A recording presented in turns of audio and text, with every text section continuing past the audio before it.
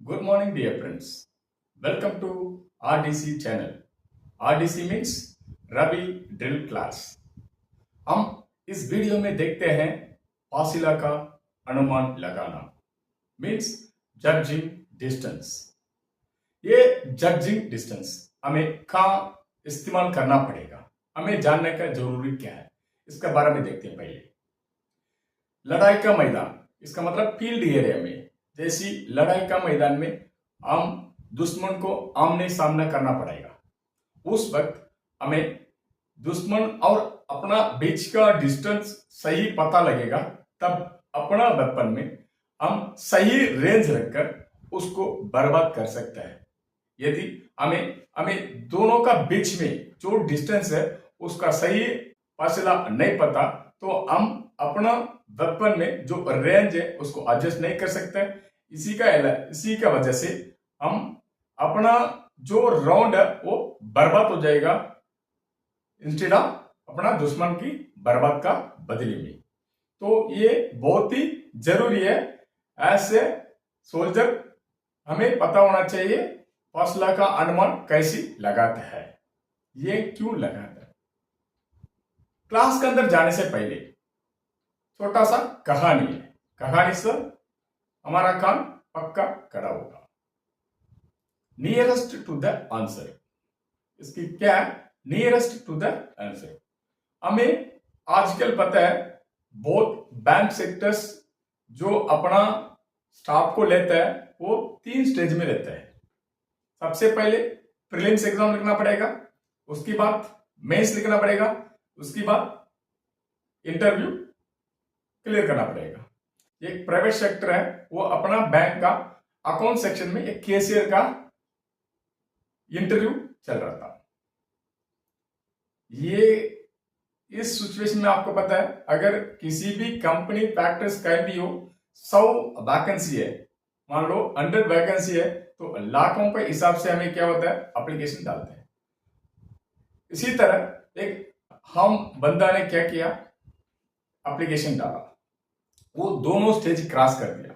अभी उसकी final stage है इंटरव्यू। इंटरव्यू का प्रिपरेशन में था, बंदा बहुत अंदर का फेयर भी है, क्योंकि उसकी जॉब जरूरी है। तो इंटरव्यू में चला, उधर जाकर देखने से बिल्कुल इंटरव्यू हॉल में हजारों के हिसाब से बैठा, वहां और उसकी फेयर बढ़ गया। तो उसकी सीनियरिटी आया, अंदर गया। अंदर जाने से बिल्कुल इंटरव्यू लेने वाला जो इंटरव्यूअर है सर पर तसली बैठा हो, इसने डर डर कर अंदर गया। अंदर जाकर उसने बोला, जो इंटरव्यू ने बोला, प्लीज टेक अ सीट। तो बंदा बैठ गया। उसके बाद एक क्वेश्चन पूछ कर आया, उसकी सेल्फ इंट्रोडक्शन किया, उसके बाद दामन। जब क्वेश्चन में सीक्वेंस में आया था, आखिरी क्वेश्चन था अकाउंट्स के हिसाब से, मतलब क्या, मैथमेटिक्स की।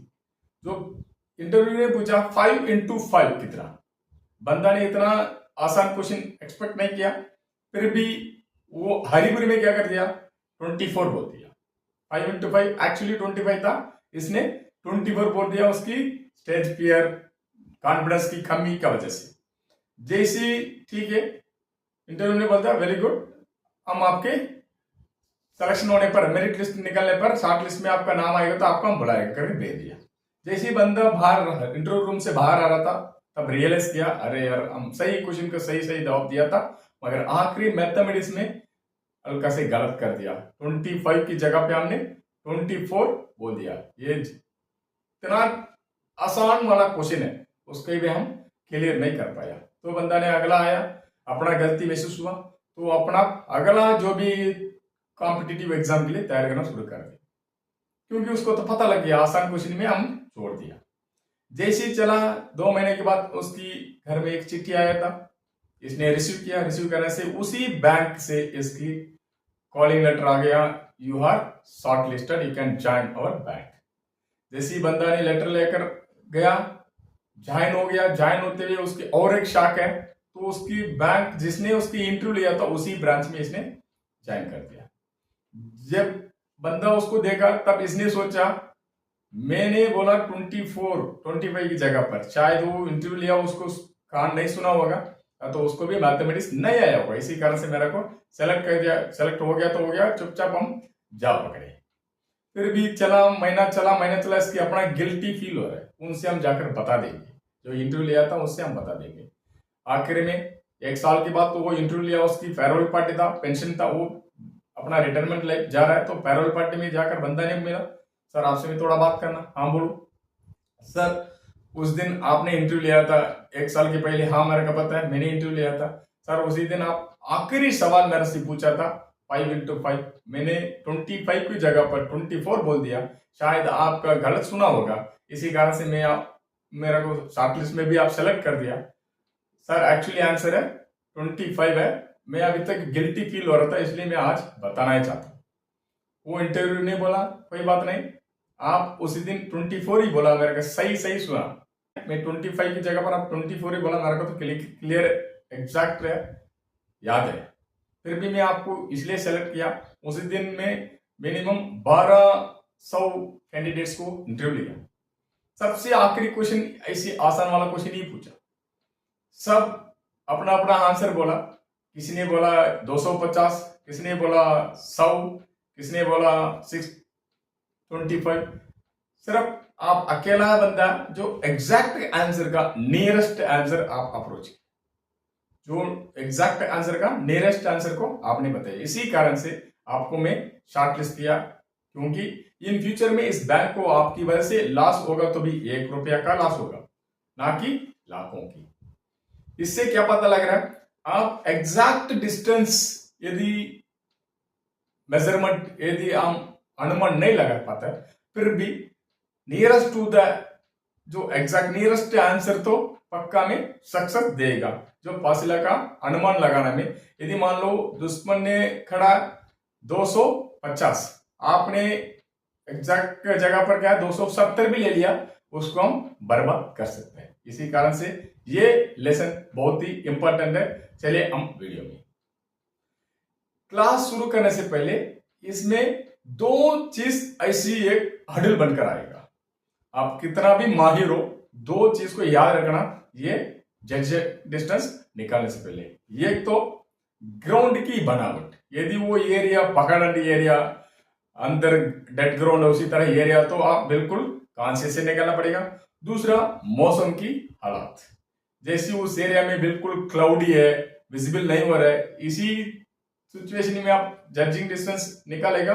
मेजर प्रॉब्लम, मेजर वेरिएशन आने का संभावना, तो आप इसको मद्देनजर रखते हुए ये जजिंग डिस्टेंस निकालते समय याद रखकर करना। अब हम चले, ये किस किस हालत में असली डिस्टेंस से कम दिखेगा, असली डिस्टेंस से कम दिखेगा। मान लो यहां से हमारा जो टारगेट है उसकी डिस्टेंस है 200 मीटर, आप टेप पकड़कर नापेगा तभी 200 मीटर, मगर कौन सी हालत में हम देख से विदाउट टेप में अगर नजरों में देखते समय कम दिखेगा, 150 उसी तरह दिखेगा। एक है जब ऑब्जर्वर का पीछे सूरज हो या तो ओवरलाइट हो, जब टारगेट के ऊपर बहुत बड़ा लाइट है, रोशनी है, नहीं तो जो सूरज है, सन है, वो क्या जो देखने वाला का पीछे, मतलब वो ऑब्जेक्ट के ऊपर पड़ रहा है, इसी की वजह से क्या होगा, वो पक्का असली दूर से कम दिखेगा। नंबर 2, यदि आप नीचे से ऊपर देख रहे हैं, पखरंडी इलाका में नीचे आपकी टारगेट ऊपर है, तब वो क्या करेगा, असली डिस्टेंस से कम दिखेगा। नंबर 3, आप और आपका टारगेट के बीच में डेड ग्राउंड हो, प्लेन के हिसाब से क्या होगा, डेड ग्राउंड स्लोप है, तभी भी क्या होगा, वो असली दूर से बहुत नजदीक का जैसा दिखेगा। नंबर 4 है, अगर आपकी टारगेट के आसपास जो दूसरा ऑब्जेक्ट है वो आपकी टारगेट से बिल्कुल छोटा हो, तभी भी क्या होगा, वो कम ही दिखेगा। आपकी टारगेट बिल्कुल बड़ा दिख रहा है, बाकी चीज क्या छोटा दिख रहा है, तब क्या होगा, नजदीक का जैसा दिखेगा। अब हम देखते हैं कब कब ज्यादा दिखेगा, असली डिस्टेंस से ज्यादा। सेम उसका उल्टा ही है, मान लो सूरज देखने वाला का सामने हो, उसका पहले क्या था, पीछे होने से क्या होगा, रोशनी उसके ऊपर पड़ेगा, अभी देखने वाला का आंख पर सूरज पड़ रहा है, तब क्या होगा, वो ज्यादा दूर दिखेगा असली से, और रोशनी कम हो, जब वो सब्जेक्ट के इलाके में क्या अंधेरे का जैसे थोड़ा रोशनी कम हो, तभी भी क्या दिखेगा, कम ही दिखेगा।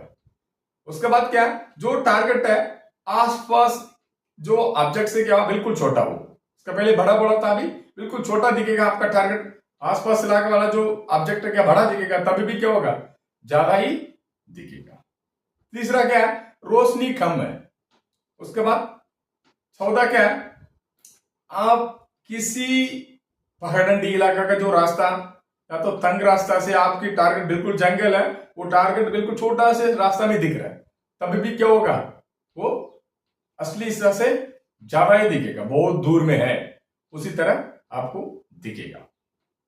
या तो आप नीलिंग पोजीशन से, लेइंग पोजीशन से, आप लेट कर लेइंग पोजीशन से किसी ऑब्जेक्ट को देख रहे हैं, आपकी टारगेट को देख रहे हैं, तभी भी क्या होगा, वो अपना सही डिस्टेंस से ज्यादा ही दिखेगा।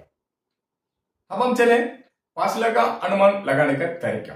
हम कितना किस्म से हम अनुमान लगा सकते हैं, इसमें 4 किस्म होते हैं। एक है इका इका तरीका, 2 है दिका इका तरीका, 3 है आवाज की तरीका, 4 है बेयरिंग की तरीका। हम सबसे पहले देखते हैं इका इका तरीका। हम इका इका तरीका में जो आप डिस्टेंस अनुमान लगाना, तो सबसे पहले आपको 100 गज तक अनुमान लगाने का सही सही टैलेंट होना बहुत ही जरूरी है। अगर आप सही 100 गज आप सही दिखा दिया, इससे मतलब आप इससे 400 तक बिल्कुल बढ़िया निकाल सकते हैं। यदि 100 में आपकी मुश्किल है तो ये कार्रवाई हम सक्सेस नहीं कर सकते हैं। इसको कैसे निकालता है, सबसे पहले मान लो ये आपका टारगेट, आप जो जगह यहाँ खड़ा, यहां से 100 गज है, तो यहां से आपसे जो 100 गज की डिस्टेंस को क्या कर दिया, आपने सही अनुमान लगाया। उसके बाद क्या करना, इससे आप और एक बिल्कुल डबल कर दिया, तो इसको ऐसे ही पेस्ट कर दिया उधर, तो 100 से 200 हो गया। वो 200 का क्या करे, दोबारा अपना आंख से वहां उसको उठाकर और आगे रखा। इसी तरह ये पहले 100 था, ये 100 हुआ, वो 200। इसी तरह हम क्या कर सकते हैं, 400 तक बढ़िया से बढ़िया इसी इकाई का तरीका से अनुमान लगा सकता है। दूसरा दिखाई का तरीका। दिखाई मतलब क्या, आंख से बिल्कुल किसी इंसान को दिखता है, उसी से हम टारगेट का डिस्टेंस पता लगता है। मान लो आम इंसान 100 मीटर तक खड़ा, अपना डिस्टेंस अपना से 100 मीटर दूरी से खड़ा, उसकी अगर वर्दी में है, उसकी नेम प्लेट तक हमें क्लियर कट दिखेगा। वो 100 मीटर से 200 मीटर, अपना से क्या 200 मीटर दूरी में खड़ा, वो हम उसके आइडेंटिफिकेट कर सकते हैं, वो कौन खड़ा उधर। अगर अपना दोस्त है तो उसके दोस्त को आइडेंटिफिकेशन कर सकते हैं। यदि 200 मीटर है तो बंदा, अगर मान लो आप राइफल का एंट्रस राइफल का साथ है, नीलिंग पोजीशन में उसकी एम लेयर अप्रोचर वोल्ट से, तो आपका पोसेटर की ब्लेड है, वो उसकी नी घुटना से क्या करेगा, ऊपर बिल्कुल ऐसी लेवल में कवर करेगा। इसका मतलब क्या, वो 200 मीटर दूरी में खड़ा है। यदि आप यहां से नॉर्मल देख रहा है, उसकी आइडेंटिफिकेशन तो नहीं कर सकता है, मगर धुंधला धुंधला दिख रहा है, उसकी डाउट है, बंदा ये हो सकता है या तो बी हो सकता है, उसी तरह धुंधला दिखेगा। इसका मतलब आपसे वो बंदा, वो टारगेट 300 मीटर दूरी में खड़ा है। इसी तरह आप यहां से देख रहे हैं, और जो आपकी टारगेट है बिल्कुल खड़ा, उसकी जो हेड है, तो हेड का विजिबल क्लियर है, मगर उसके आंख वगैरह आप क्या पहचान नहीं कर सकते, आंख नहीं दिख रहा है, आई रोलिंग नहीं दिख रहा है। तो इसी तरह एक सिर को ऊपर, जो भी कंधे के ऊपर वाला तरफ लकड़ी के जैसे एक पतला से दिख रहा है, इसका मतलब क्या, वो 400 मीटर दूरी पर है आपसे। यदि आप देख रहे हैं आपके सामने कोई एक टारगेट है, कोई बंदा बिल्कुल स्टिक का जैसा दिख रहा है, उसकी पतली पतली दिख रहा है, बाकी उसकी कोई बॉडी का शेप पोस्चर नहीं दिख रहा है, इसका मतलब वो 500 मीटर दूरी पर है। इसी तरह हम देख के अपना डिस्टेंस को कवर करता है, पहचानता है, इससे क्या बोलता है, हम दिखाई का तरीका बोलते हैं। तो सबसे पहले क्या, इकाई का तरीका, दूसरा दिखाई का तरीका, अपना टारगेट को पहचानने का आइडेंटिफिकेशन से हम क्या डिस्टेंस पता लगता है। तीसरा हम चले हैं आवाज की तरीका। आवाज की तरीका बहुत इंपॉर्टेंट है, क्योंकि अगर ये एक साउंड है, 1 सेकंड में वो ट्रैवल करता है 366 गज, मतलब 1100 फीट 1 सेकंड में। अगर आप में आवाज निकालूंगा, इसकी स्पीड कहां जाएगा, 1 सेकंड में 1100 फीट के स्पीड में ट्रैवल करता है। तो मान लो आप यदि 100 गज दूरी पर एम लेकर फायर कर रहा है, वहां से आपकी आंख में दिखेगा काम, दिन में तो मट्टी उठेगा, अगर फायर राउंड हिट हो रहा तो रात में तो रोशनी दिखेगा। जब भी वो रोशनी दिखता है, आप अपना काउंट करना स्पीड से, 1 सेकंड को 4 के हिसाब से, माइक्रो सेकंड के हिसाब से, 1 2 3 4, उसी तरह 1 सेकंड को 4 गुना स्पीड में काउंट करेगा। जब उसकी आवाज आपके कान में सुन रहा है, तब आप अपना काउंट बंद करना। इसी तरह आप जब करेगा, जब आपने बंद किया, मान लो 3 तक काउंट किया, आप देख रोशनी के देखते भी 3 में बंद हो गया, इसका मतलब वो 300 गज दूरी है आपसे। तो इसी तरह हम आवाज की तरीका से डिस्टेंस अनुमान लगा सकते हैं, मगर इसमें काउंट करना बहुत बार प्रैक्टिस करना पड़ेगा। इसके लिए क्या करना पड़ेगा, सही डिस्टेंस नापकर जो काउंट करने के रफ्तार का पता लगाने के लिए आप ज्यादा से ज्यादा अभ्यास लेना पड़ेगा। और आखिरी है बेयरिंग का तरीका। बेयरिंग का तरीका मतलब आप किसी एक ऑब्जेक्ट, मतलब आपकी टारगेट है, वो टारगेट को आप यहां से कंपास से उसकी बेयरिंग, मैग्नेटिक बेयरिंग पढ़, जैसी मैग्नेटिक बेयरिंग पढ़ा आपको आया 45 डिग्री।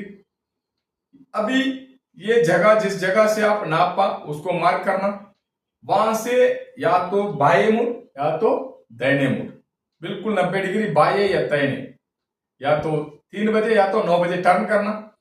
वहां से उसकी डिग्री पहले वाला 45 से या तो 50 आना चाहिए या तो 40 आना चाहिए, वो किस तरफ जा रहा है उसके हिसाब से लगेगा। तो 5 डिग्री की वेरिएशन कितना डिस्टेंस में आ रहा है, वो जगह तक जाकर आप होल्ड कर वहां से एक मार्क करना। अभी जो स्टार्टिंग जो नापा था उसकी और आखिर में जो 5 डिग्री की वेरिएशन आ रहा है, उस जगह के प्लेस को आप मार्क करना, दोनों का डिस्टेंस को नापना, वो कितना आ रहा है उसको 11.4 से मल्टीपल करना। किससे? 11.4 से मल्टीपल करना। अगर जो आंसर आ रहा है उतना मीटर डिस्टेंस है आप और आपका ऑब्जेक्ट की दूरी, जो टारगेट की दूरी, उतना डिस्टेंस है आप और आपका जो टारगेट है उसका दूरी। इसी तरह हम क्या करें, बेयरिंग की तरीका से हम डिस्टेंस का अनुमान लगा सकते हैं। ये तो 4 किस्म की अनुमान लगा दिया। अभी तो मैं स्टार्टिंग में बोलता है एक नियरेस्ट टू द आंसर, अगर आपने ये कर दिया उसके बाद आप सही टेप लगाकर आप नापते समय कितना वेरिएशन आने से भी आपको मापी गलती है, मतलब आप कितना आने से 100% आपको मार्क मिलेगा। मान लो 300 गज तक यदि मैं डिस्टेंस नापा, उसमें 10% की वेरिएशन है, जो आगे या पीछे कोई मापी नहीं, उसमें बिल्कुल आप एग्जैक्ट निकाल दिया। यदि 300 गज से ज्यादा मैंने नापा, 400 500, जो मैंने बताया वो नंबर है और एग्जैक्ट लगाया, उसके बीच में क्या 15% की वेरिएशन है, तभी भी क्या हमें एग्जैक्ट निकले, हम फासला का अनुमान लगाने में मुहैया रहकर हम अब सोच सकते हैं। तो मापी गलती कितना एक्सक्यूज है, 300 गज तक 10% और 300 से ज्यादा डिस्टेंस होगा तो क्या 15%। याद रखना, ये है फासला का अनुमान लगाना की तरीका। अगर यदि आप आपकी ट्रेनिंग के दौरान इसको ज्यादा से ज्यादा अभ्यास करेगा, आपकी लड़ाई के मैदान में ये बहुत आपके सक्सेस, जीत हासिल करने में मदद मिलेगा। इतना तो फासला का अनुमान लगाना का तरीका है। अगर इस वीडियो में आपको किसी भी प्रकार का डाउट है, जरूर हमें कमेंट करना, हमें आपको डाउट, शक, सवाल को दूर करेगा। और इस वीडियो आपको पसंद हो तो आपका दोस्त को शेयर करना, चैनल को सब्सक्राइब करना, बिना भूले इस वीडियो को लाइक करना। जय हिंद।